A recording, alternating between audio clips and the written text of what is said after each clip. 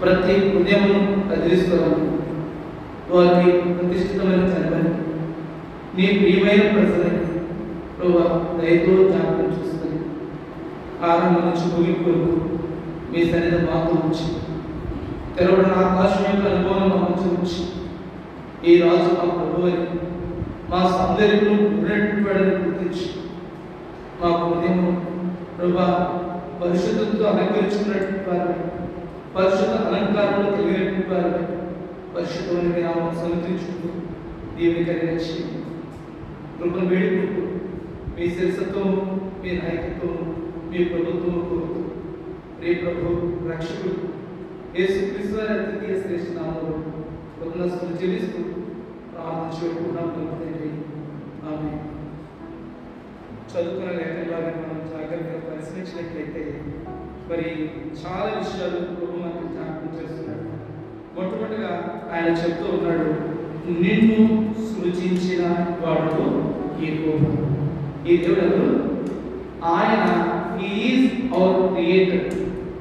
ఆయన మన సృష్టికర్త, ఆయన మనం సృజించినటువంటి వాడు. ఈ విషయాన్ని మనం గుర్తించినట్లయితే ప్రభువుని ఆరాధించకుండా ఉండాలి. కాబట్టి ఆదిలో మానవుడు చేసినప్పుడు దేవుడు ఎట్లా చేశాడు అంటే, ఆయన ఏ స్వరూపంలో అయితే ఉన్నాడు ఆ స్వరూపంలో, ఆ స్వభావంలో మానవుని నిర్మించిన దాని కొరకు ఆ దేవుడు ఆలోచన కలిగి మనకు వచ్చాడు. రెండుగా చూస్తూ వచ్చినప్పుడు ఆయన అంటున్నాడు, ఇశ్రాయేలు నిన్ను నిర్మించినవాడు. He is our God who formed us in His image. ఆయన రూపంలోకి మనం మలిచినటువంటి వాడు. ఆయన మన సృష్టికర్త, ఆయన మన నిర్మాణకుడు, ఆయన మనం నిర్మించాడు. చూడ సామాన్యంగా ఒక ఇంటిని కట్టాలనుకోండి, దాన్ని ఏ ఆకారం ఉంటే బాగుంటుందో, దానికి కిచెన్ ఎక్కడ ఉంటే బాగుంటుందో, డైనింగ్ హాల్ ఎక్కడ ఉంటే బాగుంటుందో, అన్ని కూడా లివింగ్ రూమ్, వీటన్నిటి మనం ఏం చేస్తామంటే ఒక ప్రణాళిక వేసుకుని ఆ ప్రకారంగా వచ్చిందో చూసుకుంటూ పరిమాణం చూసుకుంటూ ఆ రీతిలో చూసుకుంటాం. ఎందుకని మనకి ఆలోచన ఏం చేస్తామంటే మనము దాన్ని సఫలీకృతం చేసేదానికి దాన్ని మనము వర్కౌట్ చేసి పనిచేసుకుంటాం. అట్లాగే దేవుడు సృష్టికర్త, దేవుడు ఏం చేసినట్టే మనల్ని సృష్టించాలి అని ఆయన ఆలోచన వచ్చినప్పుడు ఆయన మనల్ని ఎలాగ నిర్మించాడంటే, ఆయన ఏ రూపంలో అయితే ఉన్నాడో, ఆయన ఏ పోలికలో అయితే వచ్చాడో ఆ పోలికలను మనల్ని ఆయన నిర్మిస్తూ వచ్చాడు. అంత మాత్రమే కాదు, ఇప్పుడు ఆయన జ్ఞాపకం చేసుకున్నాడు. ఏమని చూడండి, మొదటి వచ్చిన భాగంలో పేరు పెట్టి నేను పిలిచి ఉన్నాను, నీవు నా సొత్తు. ఆయన మనల్ని చేశాడు, తన స్వరక్తం ఇచ్చి ఉన్నటువంటి వాడు. ఆయన స్వరూపంలో, ఆయన స్వభావంలో మనం చేసినప్పటికీ పాపాన్ని బట్టి మనం ఏం చేశామంటే దేవుని యొక్క సరళతల నుండి, దేవుని యొక్క స్వారూప్యం నుంచి మనం ఏమైందంటే వైదొలిగిపోతూ వచ్చాం, తప్పిపోతూ వచ్చాం. చూడండి, విశ్వాసం చెప్పుకునే వాళ్ళు కూడా అనేక మంది నేటి దినాల్లో చాలా మంది యొక్క భక్తి జీవితం ఎట్లంటే పేరుకు విశ్వాసులుగా, పేరుకు క్రైస్తవులుగా చెప్పబడతారు, కానీ అనేక మంది జీవితాలు ఎక్కడ ఉన్నాయంటే విశ్వాసం నుంచి వైదొలిగిపోయిన పరిస్థితిని మనం చూస్తున్నాం. కాబట్టి దేవుడు మరొకసారి జ్ఞాపకం చేస్తున్నాడు ఏమంటే, నీవు నీ ఇష్టానుసారంగా ప్రవర్తించేదాని కొరకు కాదు, నీకు నచ్చే విధానం బ్రతకడం కొరకు కాదు, దేని కొరకు అంటే నీవు నా సొత్తు. I purchased you with my precious blood. నా స్వరక్తం ఇచ్చి నేను నిన్ను కొన్నాను. అందుకని అపోస్తలుల కార్యాలను జ్ఞాపకం చేయబడుతూ ఉంటారు. ఏమని? దేవుడు తన స్వరక్తం ఇచ్చి కొన్నట్టు సంఘము ఎట్లా కొన్నాడని ఆయన తన రక్తాన్ని ఇచ్చుకోన్నాడు. కాబట్టి ఇక్కడ దేవుడు జ్ఞాపకం చేస్తున్నాడు, ఇశ్రాయేలు ప్రజల ఉద్దేశించి చెప్పబడుతున్న మాట అయినప్పటికీ ఆయన అంటున్నాడు, నీవు నీ సొత్తు కాదు, నీవు నా సొత్తు.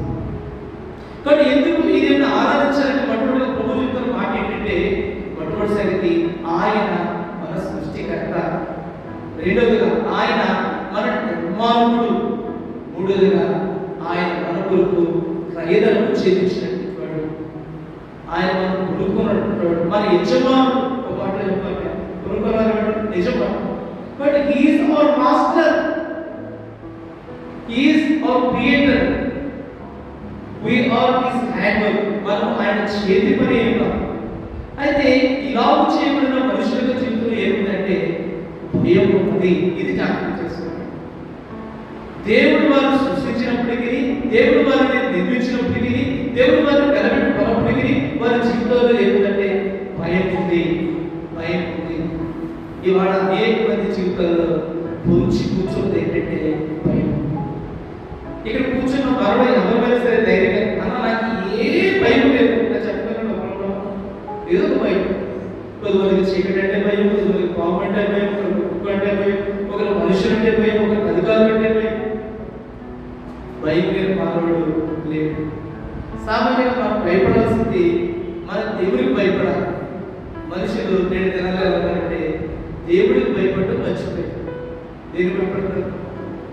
వస్తువులకు భయపడతారు, మనుషులకు భయపడతారు, చీకటి శక్తులకు భయపడతారు.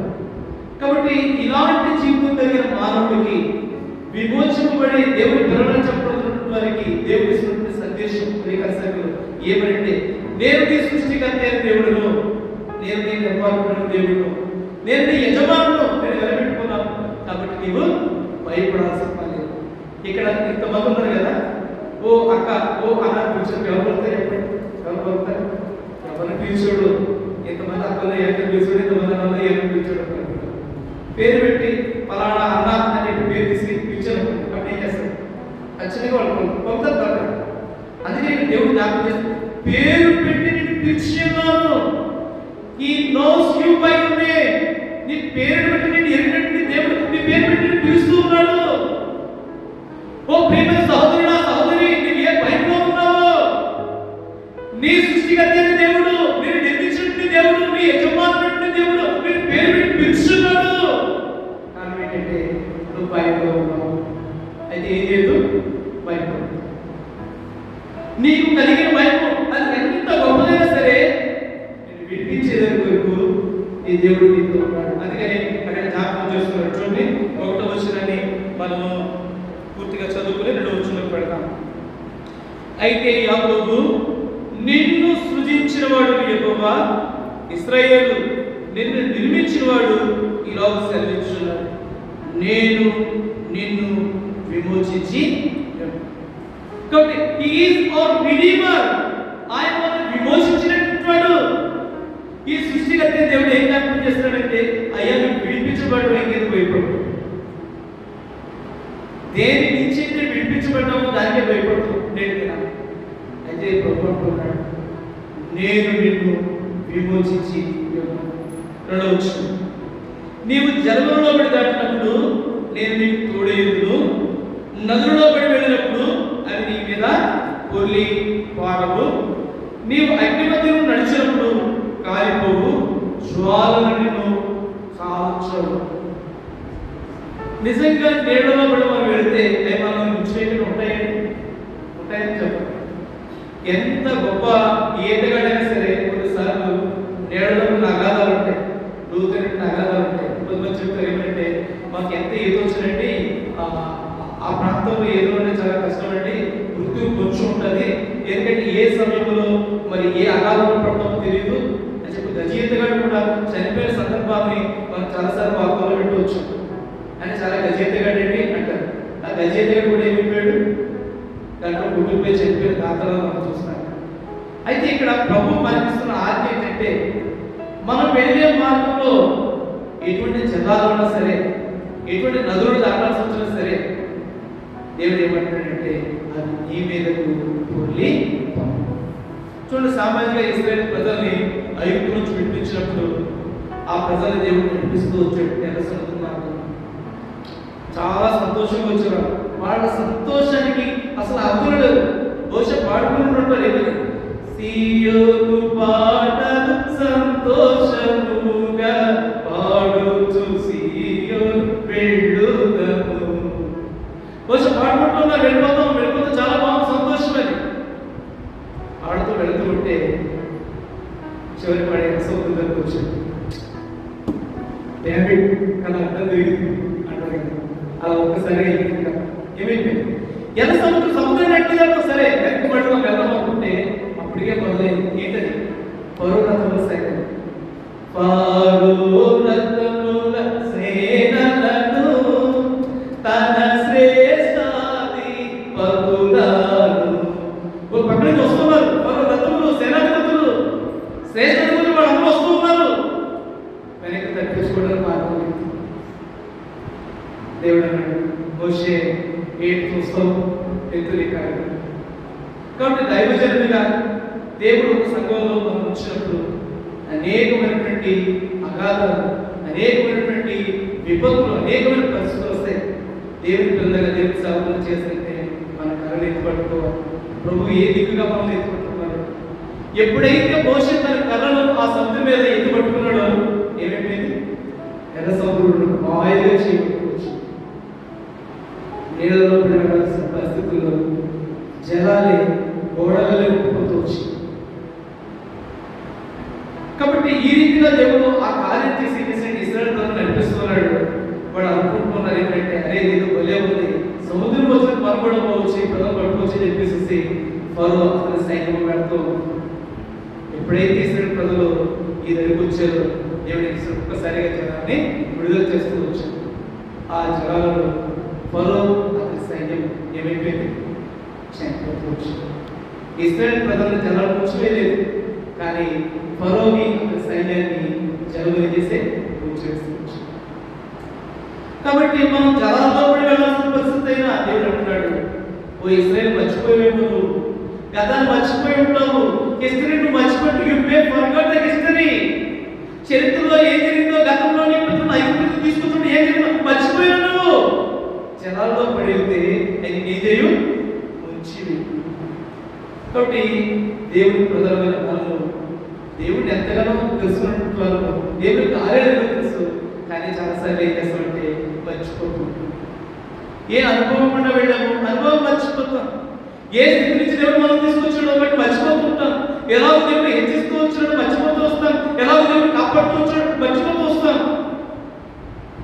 కానీ ఏ గుర్తుపెట్టుకుంటూ తెలుసా, మన ముందున్న సమస్యలు వాటితో భయపడతాం.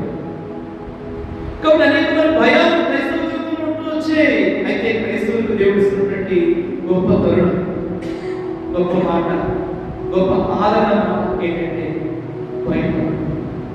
జలాల్లో గుండా నీవు వెళ్ళాల్సి వచ్చినా సరే, మీ పితరులను జలాల్లో కనీసం 6 నెలలు నడిపించిన దేవుడు జలాలను మిమ్మల్ని ఎట్లా ముంచేస్తాడు? బట్ ఇన్ని గొప్ప కార్యం చేసిన దేవుడు ఎట్లా వదిలేస్తాడే అంటే భయపడదు. అయితే గుర్తుంచుకో, ఈ దేవుడు నీ సృష్టికర్త అయినటువంటి, ఈ దేవుడు నీ నిర్మాణకుడు, ఈ దేవుడు నీ పోషకుడు, ఈ దేవుడు నీ ప్రభువు, నీ కొరకు మూల్యం చెల్లించి నేను కోరుకున్నాడు. ఆ దేవుడు ఉదయకాశంలో నీకు అంటున్నాడు, పేరు పెట్టి నేను పిలుస్తున్నాడు. ఇశ్రాయేలుని పేరు తీసేసి అక్కడ నీ పేరు పెట్టు, నీ పేరు పెట్టుకుని ప్రభు పిలుస్తున్నాడు. ఒకసారి ఆలోచించి ఆ పిలుపు నీకు అందుతుంది. ఎంత ప్రేమగా ప్రభు నేను పిలుస్తున్నాడు, ఎంత భరోసా నీకు ప్రభు నేను పిలుస్తున్నాడు. కాబట్టి నీ పరిస్థితి ఏదైనా, నీ స్థితి ఏదైనా నేను బలపరిచేదాని వరకు దేవుని వాక్యం రాయకపోవచ్చు. ఏమంటే యథార్థవంతుడు బలపరుచుతూ యెహోవా దృష్టి అక్కడక్కడ సంచరించుతున్నది అన్నాడు కదా. లోకమంతా సంచరించుతుంది. నువ్వు ఏ మూల కూర్చున్నా సరే ఆయన దృష్టి నీ వైపు తిరుగుతుంది. నువ్వు చేయాల్సిన పని ఏంటి? యథార్థంగా ఉంటే చాలు. ఎవరిని చూడటం వరకు, ఎవరు బలపరచడం వరకు యథార్థవంతులు అందమే కాదు, చేసేవన్నీ చేసి దేవాలయం అంటే చూస్తున్నట్టుగా బలపరచడం కాదు. ఎక్కడ కొట్టాలో అక్కడ కొడతాడు, ఎక్కడ చెప్పుకున్నా దిక్కుడు అంట కదా. సమయం ఎవరితో చెప్పుకుంటూ చెప్పుకో అంట కదా.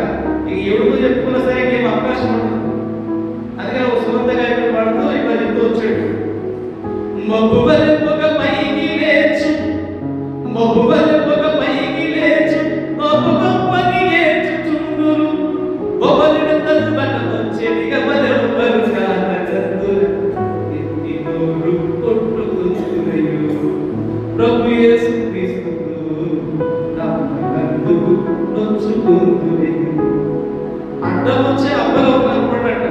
మా అబ్బలో చెప్పుకుంటాం, ఏమనుకుంటున్నాం అంటారు కదా.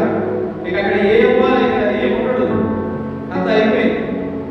కాబట్టి దేవుడు ఆయన జ్ఞాపకం చేస్తున్నాడు.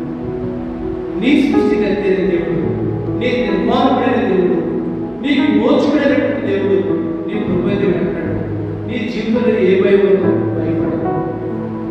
ఎటువంటి భయంకరమైన పరిస్థితులు ఉన్నా వెళ్తున్నా సరే నీ దేవుడు నీకు తోడై ఉంటాడు. చూడండి, దేవుడే మనకు తోడుంటే ఎవరు సహాయంగా చెప్పండి. సామాన్యంగా మన బెస్ట్ ఫ్రెండ్ మనతో మాట్లాడాలనుకోండి, ఏమైపోతుంది? చాలా బెస్ట్ ఫ్రెండ్ వాడి కోసం ఎందుకు చేసి చూసావా అక్కడ చేసాడు.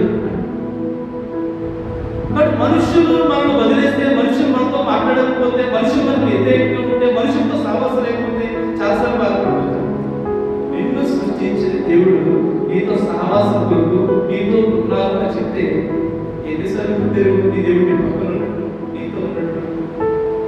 ఎన్నోసార్లు అయ్యా నేను పట్టుబడి అయిపోయాను, నన్ను వెలివేసిన వాడిలో చూస్తున్నాను, నన్ను అందరూ విడిచిపెట్టేశారు, నా బాధను పట్టించుకోవట్లేదు, నేను ఎవరికి చెప్పుకోవాలి అని ఎన్నిసార్లు ఆడలేదు, ఎన్నిసార్లు కన్నీరు పెట్టుకోలేదు. నేను నీకు తోడే. మనుషుల కోసం ఆలోచన చేస్తే బైబిల్ నువ్వు ఆలోచన చేసి దేవుడి కొరకు ఆయన నేను నీకు తోడే ఉన్నాను. సృష్టికర్త దేవుడు తోడుంటే ఇంక ఈ సృష్టి మనల్ని ఏం చేస్తుంది? ఆపగలరా? ఎక్కడైనా మనం ఆపగలరా? ఆపేంత శక్తి ఈ సృష్టికి ఉన్నదంటారా? సృష్టికర్త అయిన దేవుడికి ఎదిరించి నిలబడేంత సామర్థ్యము, శక్తి ఈ సృష్టికి ఉన్నదంటారా? అందుకని గతించిన కాల సంగతులు నేను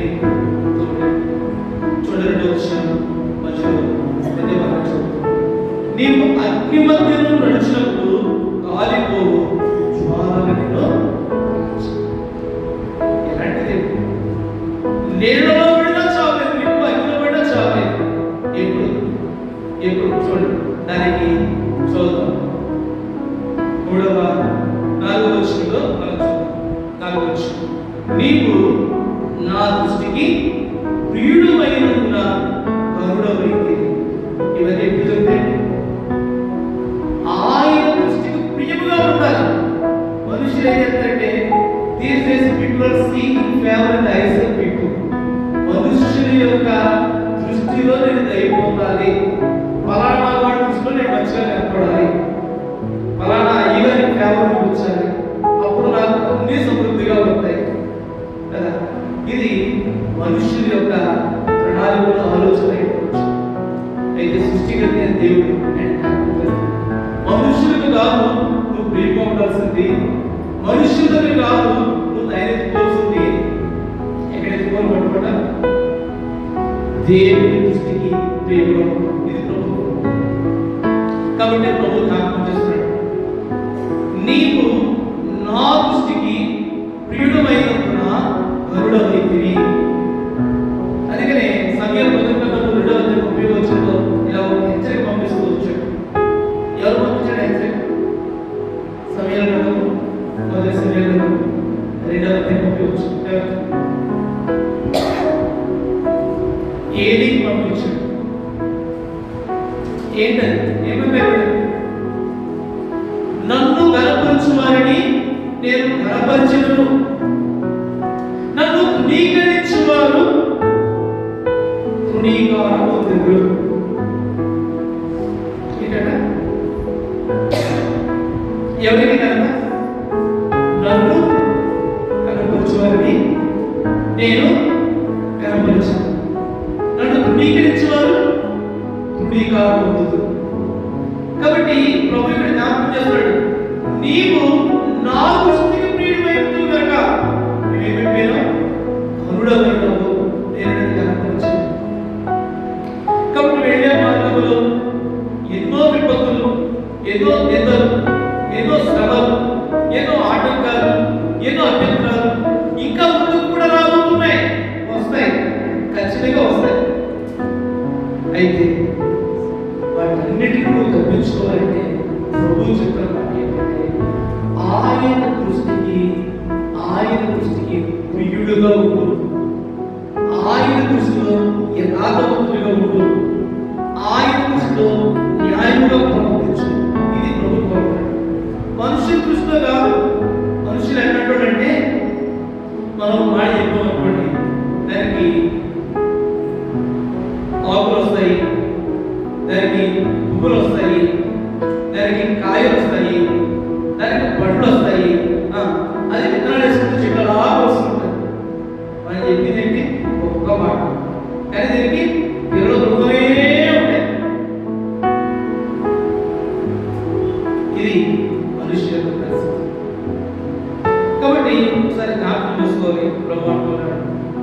నీవు నా దృష్టికి ఎట్లా ఉన్నావు? ప్రియుడుగా ఉన్నావు. దేవుని దృష్టికి మనం ప్రియమైన వారిగా ఉన్నట్లయితే ప్రభు మనల్ని స్థిరపరిచే వారిగా ఉండవచ్చు. కాబట్టి 3వ వచనం చూడండి. యెహోవాను నేను నీకు దేవుడును, ఇశ్రాయేలు పరిశుద్ధ దేవుడిని నేను నిన్ను రక్షించును. నీ ప్రాణరక్షణ ప్రేమగా ఐగుప్తును ఇచ్చున్నాను, నీకు బదులుగా కూషును సంపాదించున్నాను. నేను నిన్ను ప్రేమిస్తున్నాను కనుక నీకు ప్రతిగా మనుష్యులను అప్పగిస్తున్నాను. కాబట్టి రానున్న పరిస్థితులు, రానున్న విపత్తులు ఏవో ఉన్నాయి. అయితే దేవుడి దృష్టి ప్రియుడిగా ఉంటే నువ్వు భోగాలు చేస్తావని నీ బతుకు పడిపోతుంది. నీవు పొందాల శిక్ష నీ బతుకు పడిపోతావు. ఇదంతా జరగాలంటే నువ్వేం చేయాలి? దేవుడి దృష్టి ప్రియుడిగా ఉంటావు. పొరపాటు జరిగితే పొరపాటు మనుషులు చేస్తారు. తప్పు లేని వారు తండ్రులు కళ్ళ ముందు తప్పు లేని వారు ఇదే తమ తప్పు నెరవేరయ్యా. ఇది మనుషులకు వచ్చిన తప్పు. ఆడు తప్పు, ఈడు తప్పు, ఈడు తప్పు, ఈడు తప్పు అందరూ చూపిస్తారు. గురివింద పోసుకున్నట్టుగా మన కుటుంబం నాకు కనపడరు. అవన్నీ కాదు. ఎక్కడ తప్పిపోయో మనల్ని మనం చూసుకోవాలి, నన్ను నేను చూసుకోవాలి. ఇది ప్రాముఖ్యం, ఇది ప్రాముఖ్యం. కాబట్టి ఇక్కడ జ్ఞాపకం చేసుకున్నట్టు ఏమనంటే, నీవు నా దృష్టికి ప్రియుడిగా ఉంటే నేను ప్రేమిస్తున్నాను, నీకు బదులుగా జన్మను పొందుతున్నాను. భయపడను, నేను నీకు తోడై ఉన్నాను. కాబట్టి జ్ఞాపకం చేస్తున్నాడు, భయపడద్దు. ఏ దిక్కు చెప్తున్నాడు? తూర్పు నుండి నీ సంతానమును పడమటి నుండి నిన్ను సమకూర్చి ఉత్తర దిక్కుకు అప్పగించమని దక్షిణ దిక్కుకు బిగబెట్టవద్దని ఆజ్ఞ ఇచ్చుచున్నాడు. ఇంకే దిక్కులు? తూర్పు పడవ ఉత్తర దక్షిణ అయిపోతే ఇంకే దిక్కు కొత్త దిక్కు వెళ్ళిపోతుంది. అన్ని దిక్కులకి ఆటలు వెళ్ళిపోతాయి. నువ్వు ఏ దిక్కు పోయినా నీకు ఆటంకం లేదు. అలాగే నీకు డోర్ సోపడానికి నువ్వు ఏం చేయాలంటే ఆయన దృష్టికి ప్రియుడిగా ఉండాలి. ఇది ప్రభు. కాబట్టి ఈ 4 దిక్కుల్లో ఏ దిక్కు నుంచి కూడా నీకు ఇబ్బంది లేదు. ఇప్పుడు ప్రభు జ్ఞాపకం చేస్తున్నాడు. 7వ వచనం అందరం కలిసి చదువుకుందాం. చదవడానికి వచ్చిన వాళ్ళందరూ కూడా నాతో పాటు కలిసి చదువు. 7వ వచనం. నా మహిమ నిమిత్తము నేను స్తుతించిన వారిని, నా నామము పెట్టబడిన వారిని అందరినీ తెప్పించును. నేనే వారిని కలుగజేసి వారిని పుట్టించిన వాడను నేనే. ఇప్పుడు ప్రభు చెప్తున్నాడు ఎవరంటే, ఆయన ప్రజలు దేని కొరకు అంటే చెప్తున్నాడు, నా మహిమ నిమిత్తము. దేని కొరకు చేసిన వాళ్ళని దేని కొరకు చేసి చెప్పండి. ఆయన మహిమ కొరకు మానవుడు సృష్టించాడు. అందుకనే మహిమ ప్రభావంతో మానవుడికి కిరీటాలను ఇస్తూ వచ్చినాడు. అందుకనే సృష్టికర్త దేవుడు ఎలాగైతే పరలోకంలో పాలన చేస్తున్నాడో అలాగే భూమి మీద మానవుడు పాలన చేయడానికి అధికారిగా రాజుగా మానవుడు నియమిస్తూ వచ్చినాడు. ఇది మానవుడి కొరటువంటి ప్రత్యేకత. ఇది మానవుడికి దేవుడు ఇచ్చినటువంటి ఆశీర్వాదము, ఆధిక్యత. అయితే మానవుడు దీన్ని మర్చిపోతూ వచ్చాడు. వాడు సృష్టికర్త దేవుడు ఇప్పుడు జ్ఞాపకం చేస్తున్నాడు. అయ్యా నీవు ఇతరుల మహిమ కొరకు కాదు, లేకపోతే ఇతరుల యొక్క పనుల్లో, ఇతర వ్యాపకాలలో, ఇతర వ్యాపారాలలో, ఇతర సంగతుల్లో నిమగ్నమవడం కొరకు కాదు, నా మహిమ కొరకు. నీవెవరి కొరకు?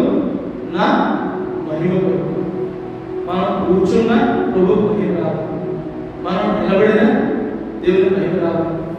సహోదరుడు మత్స్యంగా చనిపోయినప్పుడు ఆయన యొక్క పార్థివ దేహాన్ని ప్రజలందరూ తీసుకెళ్తున్నప్పుడు పోలీసు వారు ఒక్కరు కూడా ఆ ప్రజల లైన్లో పెట్టలేదంట. ఎందుకంటే ఆ ప్రజలే లైన్లో ఉన్నారంట. వాళ్ళ నడిచే విధానం చూసి చాలా మంది రక్షింపబడ్డారంట. ఏంటి వాళ్ళు నడిచిపోయిన విధానం, ఆ దైవజనుడికి మర్యాద ఇస్తూ ఆయన వెనకాల, ఆ భౌతిక దేహం వెనకాల వాళ్ళు ఆ సమాజంతో వెళ్తున్నప్పుడు చూసి రక్షింపబడిన అనేక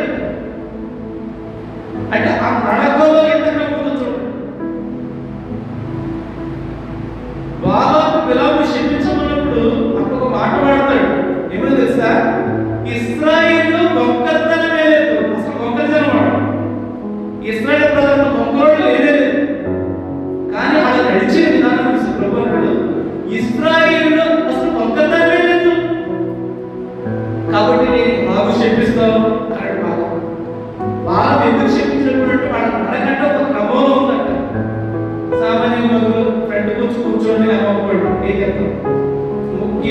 ముక్కి వచ్చి కూర్చుంటారు.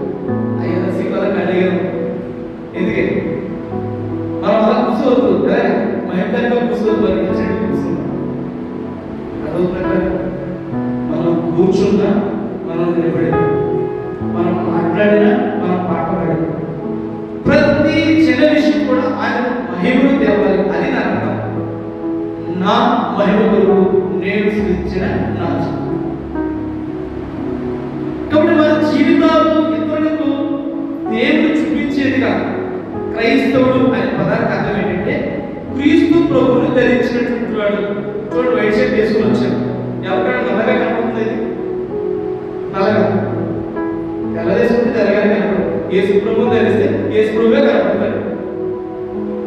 ఇంకా ఎవరెవరో ధరించుకుంటే వాళ్ళందరూ కనపడతారు. షేడ్లు ఉంటాయి కదా, మనం ఎలాంటి అంటే రెయిన్బో అంటాడు.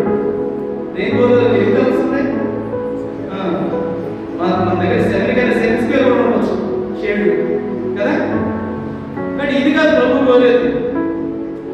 ఆయన చెప్తూ ఉన్నాడు, నా మహిమ నిమిత్తము, దేని కొరకు? నా మహిమ నిమిత్తము నేను సృజించిన నా జీవనం ఏం చేయాలి? తీసుకున్నాను. నా పేరు పెట్టబడిన ప్రజలు కాబట్టి లోకంలో ఏ మనుషులకు లేని ఆధిక్యత కేవలం క్రైస్తవులు మాత్రమే పిలుస్తారు. ఏమని? దేవుని పేరు పెట్టబడ్డది. నా పేరు పెట్టబడిన ప్రజలను రప్పించు. 21 వచ్చింది కదా, ఫైనల్గా 21 వచ్చింది.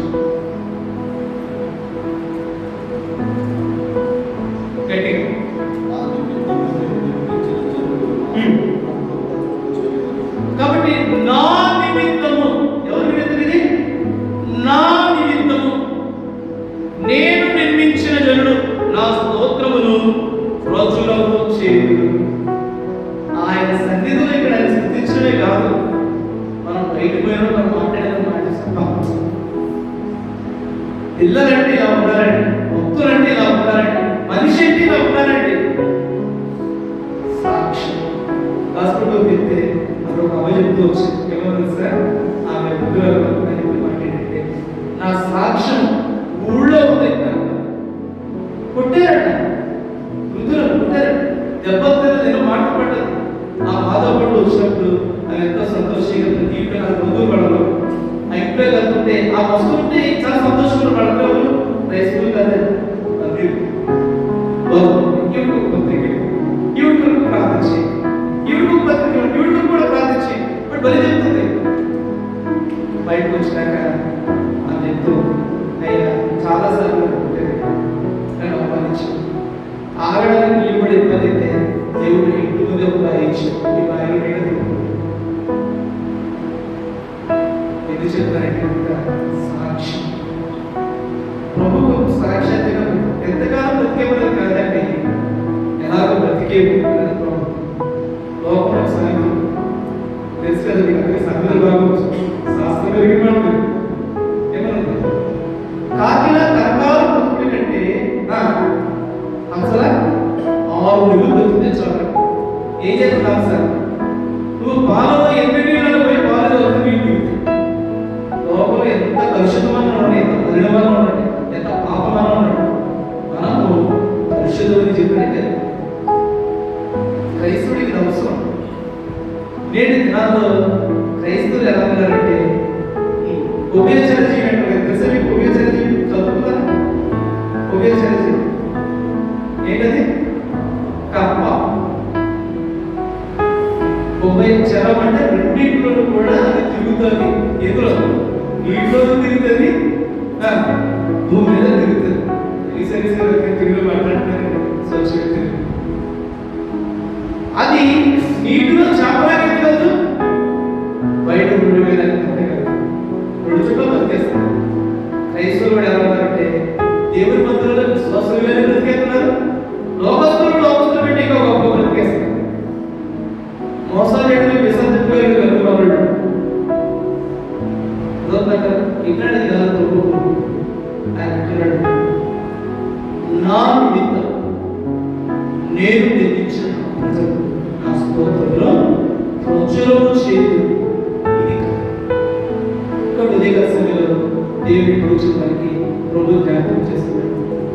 నేను నీ సృష్టికర్త దేవుడిని, నేను నీ నిర్మాణమైన దేవుడిని, నేను నీకు పోల్చుకునేటువంటి దేవుడిని,